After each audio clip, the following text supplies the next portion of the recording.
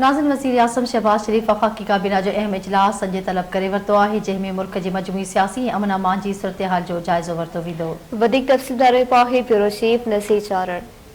जी बिल्कुल, वफ़ाक़ी काबीना जो अहम इजलास वज़ीर आज़म शहबाज शरीफ तरफ़ा अॼु तलब कियो वियो आहे ऐं वफ़ाक़ी काबीना जे इजलास में ख़ासि तौर ते जेकी मुल्क जी अमन अमान जी सूरतहाल आहे, सिक्योरिटी जी जेकी सूरतहाल आहे ऐं जेकी सियासी सूरतहाल आहे, उन ते गौर करण सां गॾोगॾु जेकी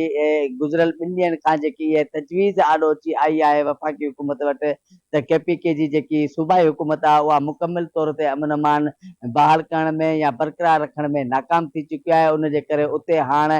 गवर्नर राज लॻाइण जे हवाले सां जेकी तजवीज़ वफ़ाक़ी हुकूमत खे ॾिनी वई हुई, इन सिलसिले में उन तजवीज़ ते अॼु वफ़ाक़ी काबीना जे इजलास में गौर वीचार कयो वेंदो। बाज़ाब्ता तौर ते वफ़ाक़ी काबीना जो इजलास कुझु ई देरि खां पोइ वज़ीर आज़म शहबाज शरीफ जे सदारत हेठि शुरू थियण वारो आहे ऐं कानून वारो वफ़ाक़ी वज़ीर एज़म नज़ीर तार तरफ़ां इहा तजवीज़ बि अॼु वफ़ाक़ी काबीना जे इजलास में पेश कई वेंदी त PTI तरफ़ां जेकी सियासत कई पई वञे उन ते जेको आहे सो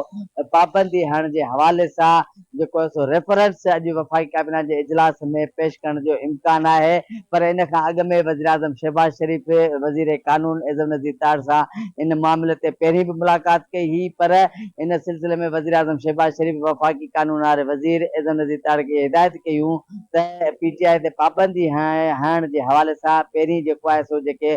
हुकूमत में शामिल इत्तेहादी पार्टियूं आहिनि उन्हनि खे बि जेको आहे सो एतमाद में वठणु इंतिहाई लाज़िम आहे। अॼु वफ़ाक़ी काबीना इजलास कुझु ई देरि खां पोइ बाज़ाब्ता तौर ते शुरू थियण वारो आहे ऐं इन सिलसिले में वज़ीर आज़म शहबाज शरीफ सां ऐं KPK जे गवर्नर फैसल करीम कुंडी कुझु ॾींहं पहिरीं जेको आहे सो मुलाक़ात कई हुई ऐं अॼु जेको आहे सो फैसल करीम कुंडी जेको गवर्नर KPK आहे उहो हिन वक़्तु सऊदी अरब में उम्रे जी सआदत हासिल करण लाइ वियल आहे ऐं उते जेको आहे सो उन सां राब्तो कयो वियो आहे त हू फौरी तौर ते अॼु जेको आहे सो वापसि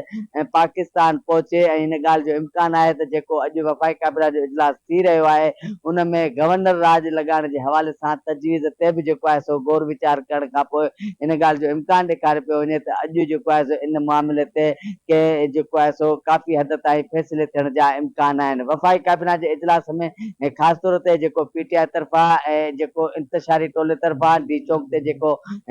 तसादम कयो वियो हो या जेको